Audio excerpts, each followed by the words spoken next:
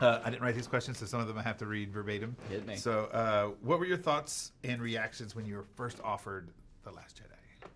I mean, if any Star Wars fan out there imagines what their reaction would be if they were asked to direct the next one, that's how I felt. It felt like it came out of nowhere. I didn't see it coming. It's so unexpected, and I felt like, a planet blew up in my head. As a writer, how did you approach crafting the story, and what were the elements that were most important for you to put in? Well, this is the second chapter after The Force Awakens, so Force Awakens created these amazing, vibrant new characters. It was the job of this movie then to pick them up and really kind of test their mettle, put them through their paces. So I tried to just kind of figure out, really get inside the head of each of the characters and figure out, okay, where did they go next? And that ended up leading to some really unexpected places. And then Luke Skywalker is the other big ingredient in this movie. I knew we had to figure out what's the deal with Luke. It's with the Force Awakens introducing new cast members. You now in this film have three different iterations of cast members, from the original trilogy to the ones introduced in Force Awakens, and there's new. Tell us about the experience of working with that multi-level cast.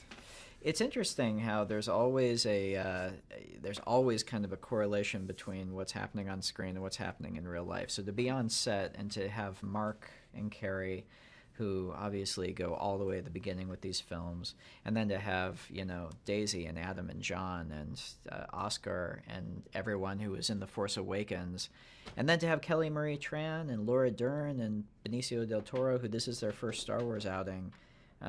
And I was with them. I was the new kid. So to have that multi-layered kind of generational thing, I don't know, it felt right. And I've heard that sets are more massive in this production, and it obviously takes a balance between special effects and the practical, detailed, amazing sets that you're working with. How does that balance come about, and how do you have to work with that? Yeah, we had a huge amount of practical sets for this film, and part of the lived-in feel of Star Wars is something we really wanted to capture. At the same time, the other part of Star Wars is constantly pushing the envelope in terms of cutting-edge special effects. So the handoff between the practical and what ILM brings to the table visually, where those two meet, has always been kind of where these movies live. And the final question is, what do you expect audiences will take away when they walk out of the theater? I hope audiences come out of the theater wanting to run into their backyard, grab their Star Wars toys, and start flying spaceships around. I hope it just feels like a great Star Wars movie, a fun Star Wars movie that takes you back to being 10 years old again.